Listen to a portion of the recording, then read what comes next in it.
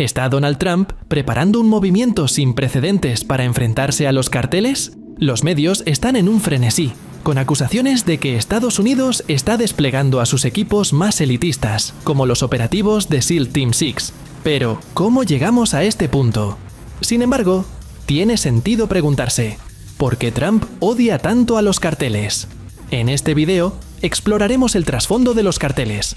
Los carteles de México y América del Sur son tristemente célebres por su violencia y brutalidad. Y con la introducción de la droga conocida como fentanilo, la situación se ha vuelto aún más grave. Esta sustancia es de 50 a 100 veces más potente que la morfina o la heroína, y con tan solo unos pocos miligramos, el peso de unos granos de sal, es suficiente para causar una sobredosis. Su potencia y la dificultad de medir dosis tan pequeñas hacen que esta droga sea extremadamente peligrosa. Distribuida masivamente en Estados Unidos, ha provocado una ola de sobredosis a nivel nacional. Las apuestas y los daños causados por el tráfico de drogas nunca han sido tan altos. Trump ha sugerido acciones militares contra los carteles. Sin embargo, los críticos argumentan que estas acciones podrían tensar las relaciones diplomáticas. Aunque no es común que Trump lleve sus declaraciones a la práctica, está claro que desea actuar contra los carteles, lo que da cierta credibilidad a estas acusaciones, aunque no necesariamente sean ciertas. Si conoces al enemigo y te conoces a ti mismo, no debes temer el resultado de 100 batallas. Sun Tzu. Esta es una guerra contra los carteles, y para entender este conflicto, debemos conocer a los villanos de nuestra historia. Todo el conflicto gira en torno a los carteles y sus operaciones ilegales. Pandillas infames como el Cártel de Sinaloa y el CJNG son responsables de la creación y proliferación del comercio ilícito de drogas. Cada ejército necesita un general. Las figuras clave del lado de los carteles incluyen a los Chapitos, los hijos de El Chapo, quienes regresan al Cártel de Sinaloa para reclamar lo que creen suyo, incluso si eso causa derramamiento de sangre. El Mayo, el líder en las sombras del Cártel de Sinaloa, el hombre que mantuvo unido al cártel en ausencia de El Chapo, y el Mencho, el líder del CJNG, un buitre dispuesto a devorar lo que quede de sus enemigos. Estas tres figuras son esenciales para entender el conflicto tal como lo conocemos. 1 kilogramo de fentanilo tiene el potencial de matar a 500.000 personas. Miles han muerto en los últimos años debido a esta droga. El sustento de estas pandillas es el dinero generado por las drogas. Esto significa que cuanto más fentanilo puedan vender y cuanta más gente muera a causa de él, más dinero ganan. Por ello, el Cártel de Sinaloa y el CJNG están en una carrera armamentística para producir y distribuir la mayor cantidad posible de fentanilo en todo el mundo. Sus operaciones son una amenaza global. Un pulpo tiene 3 corazones en su cuerpo, 2 para las branquias y 1 para el resto del cuerpo. Si uno de estos corazones falla, el pulpo morirá lenta y dolorosamente, ya sea por un paro cardíaco o por asfixia. El Cártel de Sinaloa tiene muchos corazones: los Chapitos, el Mayo y, por supuesto, el Chapo mismo. Tras el arresto del Chapo y el Mayo, sus hijos tuvieron que convertirse en reemplazos improvisados. Sin embargo, sin la guía del Chapo, los Chapitos están asumiendo un doble deber, como un corazón que intenta bombear sangre a través de 2 branquias. Pero no solo eso. La nueva sangre está siendo rechazada por el viejo cuerpo. Los Chapitos han entrado en conflicto con el Mayito, y el cártel está sumido en una guerra interna total. Como resultado, las rutas clave de drogas y las cadenas de suministro se han visto interrumpidas, causando un declive significativo en la capacidad del cártel para producir y distribuir. Esto ha dificultado que mantengan su influencia en el comercio de drogas. En consecuencia, el CJNG está llenando el vacío que antes ocupaba el Cártel de Sinaloa. Sin embargo, al hacerlo, están expandiéndose de manera imprudente y sin control, lo que podría hacer que sea más fácil acabar con ellos.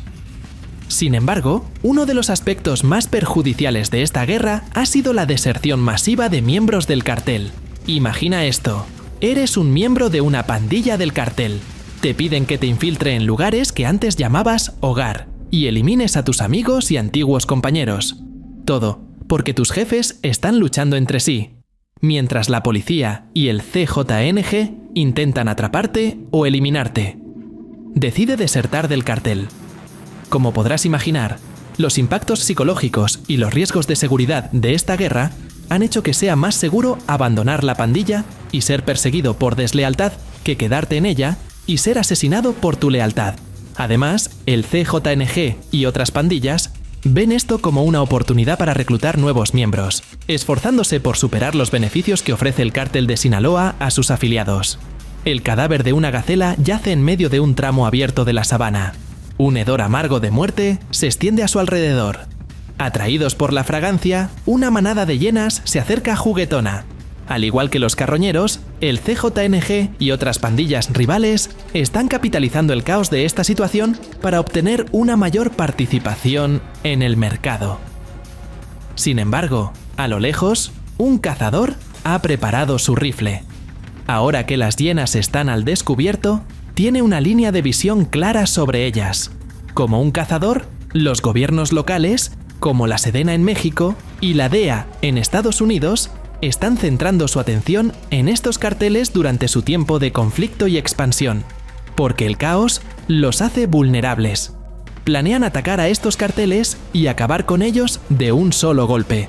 Parecería que el cártel de Sinaloa se desmoronará y que el CJNG los absorberá. Sin embargo, esta es la oportunidad perfecta para que los gobiernos de Estados Unidos y México repriman a los carteles. Si actúan ahora, probablemente podrán eliminar al cártel de Sinaloa, debilitar al CJNG y salvar innumerables vidas en todo el mundo de las sobredosis de fentanilo.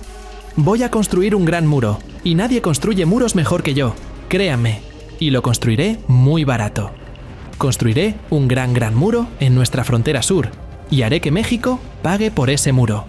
Estas son algunas de las citas más famosas e infames de la campaña política de 2016 del ahora presidente de Estados Unidos, Donald Trump. Esta declaración se hizo en el contexto de intentar detener la inmigración desde México, pero el proyecto también estaba destinado a interrumpir el tráfico de drogas y de personas.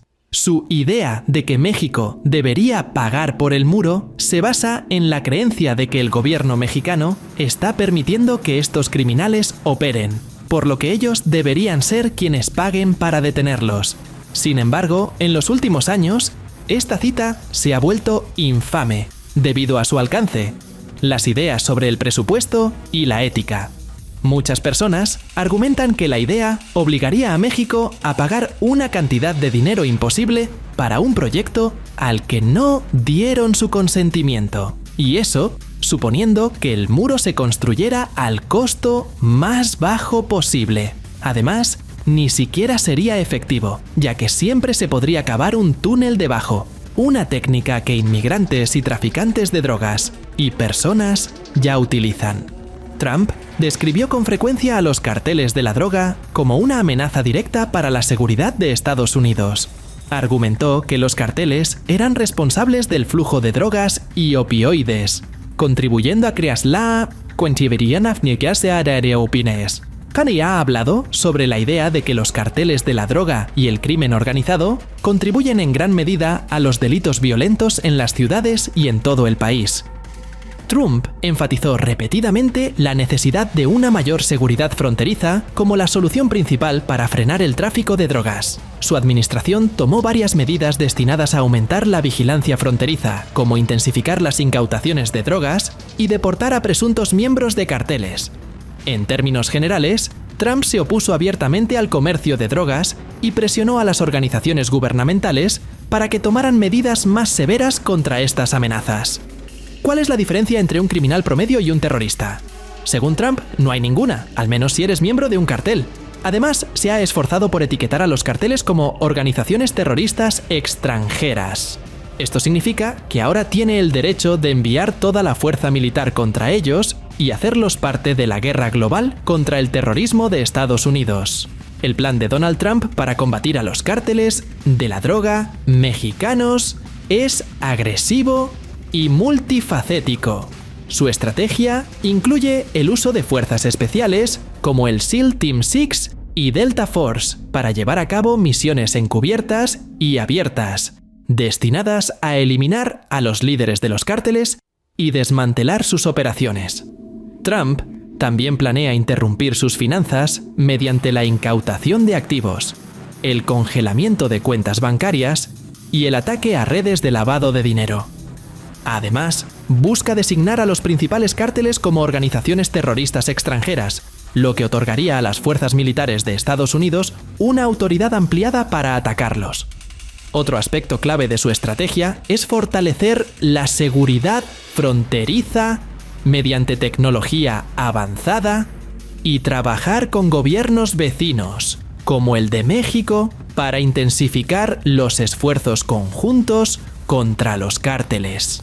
A pesar de las preocupaciones de los críticos sobre la posible escalada de violencia, los desafíos legales y las consecuencias diplomáticas, los partidarios de Trump creen que este enfoque agresivo es necesario para desmantelar los cárteles y abordar la crisis de los opioides. Trump también ha hecho un llamado a fortalecer los programas de rehabilitación y la educación contra las drogas en los Estados Unidos, buscando abordar tanto las causas como las consecuencias del problema. Solo el 1% de los Navy SEALs forman parte del Team 6 y solo una pequeña fracción del personal militar pertenece a los SEALs. Cada uno de ellos ha sido seleccionado minuciosamente, lo que los convierte en el 1% del 1%. Operaciones de precisión, incursiones selectivas y misiones encubiertas son parte de las capacidades de este grupo élite. Un lobo sin colmillos no es más que un gato doméstico. Al igual que un lobo, si eliminamos los activos más peligrosos de una organización criminal, podemos hacerla significativamente más manejable. Una intervención militar conjunta entre Estados Unidos y México podría llevar justicia a rutas clave de narcotráfico, escondites y centros de producción. Sin estos recursos, los cárteles perderían fuentes esenciales de ingresos y poder militar, lo que los debilitaría drásticamente. Por ello, la intervención militar podría interrumpir las operaciones y el liderazgo de los cárteles. Poner fin a una de las mayores organizaciones criminales del mundo haría al mundo un lugar más seguro. Ver al gobierno de Estados Unidos tomar medidas contra una amenaza seria para la seguridad nacional enviaría un mensaje contundente a criminales y pandillas en todo el mundo. La resolución de Estados Unidos y su intolerancia hacia la actividad criminal no deben subestimarse. ¿Cómo se mata a una hidra? Si le cortas una cabeza, le crecerá otra, en solo unos días. Al igual que una hidra, el narcotráfico internacional se alimenta de la demanda. Aunque se lograra desmantelar todos los cárteles del mundo, esto no detendría a los criminales de formar nuevas pandillas o dividirse en operaciones más independientes. La razón principal es que mientras la demanda de drogas siga siendo alta, la oferta también lo será. Por esta razón, aplastar a los cárteles podría frenar temporalmente el tráfico de fentanilo. Sin embargo, con esfuerzos continuos y constantes para hacer cumplir las leyes antidrogas, sería posible controlar el comercio de drogas a largo plazo. No tienes ninguna conexión con organizaciones criminales, y como lo ves, nunca querrías estar involucrado con ellas. Sin embargo, en las noticias ves que el ejército estadounidense ha sido enviado a tu país. Observas cómo interrogan a personas en la ciudad. Y también ves cómo algunos apartamentos y almacenes son allanados. Pero lejos de sentirte protegido, sientes que estás viviendo una invasión. Te incomoda profundamente la idea de que el gobierno de Estados Unidos parece intentar controlar y limitar la soberanía del gobierno mexicano. Una crítica común hacia la guerra contra las drogas y el terrorismo de Estados Unidos es que socava la autonomía de los gobiernos locales, lo que lleva a muchos a acusarla de ser una forma de neocolonialismo. La participación de gobiernos extranjeros en la política local suele generar este tipo de tensiones. Los secuestros, la toma de rehenes y hasta el tráfico de órganos son prácticas comunes de los cárteles, diseñadas para usar la vida de civiles como moneda de cambio contra policías y militares. Sin embargo, estos enfrentamientos a menudo escalan en violencia, lo que provoca que los rehenes queden atrapados en el fuego cruzado. Peor aún, Cuando estos conflictos ocurren en ciudades o pueblos, los transeúntes también corren el riesgo de convertirse en víctimas colaterales. Enfrentar a los cárteles en sus bastiones pone en peligro a civiles, y una acción militar podría desatar represalias de los cárteles en ambos lados de la frontera, creando un caos continental. Los cárteles operan en toda América y están profundamente conectados con el crimen organizado en general. Ante una amenaza, es más que probable que respondan con una violencia que alcance no solo México, sino también Estados Unidos. Imagina que llamas a un amigo para ayudarte a quitar un nido de avispas en tu jardín. Logran despejar el nido, pero en el proceso, ese amigo se bebe toda tu leche, rompe varios vasos y deja un desorden general. Probablemente evitarías a ese amigo por un tiempo, o al menos esperarías que se disculpe. De manera similar, Estados Unidos tiene un historial de resolver problemas a un alto costo para los países a los que supuestamente ayuda. En El Salvador, su apoyo contribuyó a abusos generalizados de derechos humanos. En Guatemala, facilitó masacres y atrocidades. Casos similares se han observado en Irán, Yemen, Egipto y Vietnam, donde la intervención estadounidense dejó periodos prolongados de sufrimiento y abuso de poder. Por ello, una acción militar estadounidense en México podría desencadenar consecuencias económicas y diplomáticas negativas entre ambos países, dañando una relación crítica para la región. En 1971, el presidente Nixon declaró la guerra contra las drogas, denominándolas el enemigo público número 1. Esto marcó el inicio de múltiples intervenciones estadounidenses, incluyendo el financiamiento y entrenamiento de fuerzas militares en países de América Latina. Un ejemplo icónico fue la cacería de Pablo Escobar, el infame narcotraficante colombiano. Conocido por su crueldad y eficiencia, Escobar empleaba tácticas tan ingeniosas como aterradoras. Por ejemplo, convirtió cámaras en bombas para asesinar figuras públicas. Su poder era tal que se dice que quemaba dinero para calentarse en invierno. Con la ayuda de Estados Unidos, las autoridades lograron derribar su imperio, pero no sin consecuencias. La captura de Escobar creó un vacío de poder que desató más conflictos, y su impacto económico en Colombia era tan profundo que su caída desestabilizó la economía local. Además, el gobierno colombiano quedó expuesto como profundamente corrupto, lo que generó aún más inestabilidad política. Un detalle curioso, pero emblemático de este caso, es el impacto ecológico. Escobar mantenía un zoológico privado, cuyos hipopótamos se escaparon y se convirtieron en una especie invasora en Colombia, alterando significativamente el ecosistema local. La intervención militar estadounidense contra los cárteles mexicanos sería una decisión sumamente controvertida. Aunque los cárteles representan una amenaza seria debido al narcotráfico, la violencia y la crisis de opioides, los riesgos de esta intervención son considerables.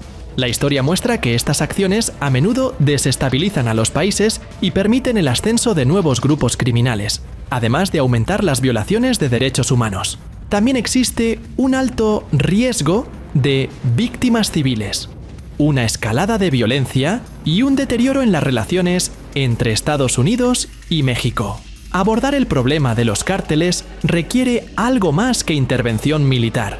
Es esencial atacar las raíces del narcotráfico, como la pobreza, la desigualdad y la debilidad institucional. Aunque las acciones militares pueden interrumpir temporalmente las operaciones de los cárteles, no resolverán el problema de fondo. Una estrategia efectiva debe incluir cooperación internacional, inteligencia compartida, esfuerzos policiales focalizados y programas que aborden las causas sociales y económicas subyacentes del narcotráfico. Solo así se podrá lograr un cambio significativo y sostenible en la lucha contra los cárteles.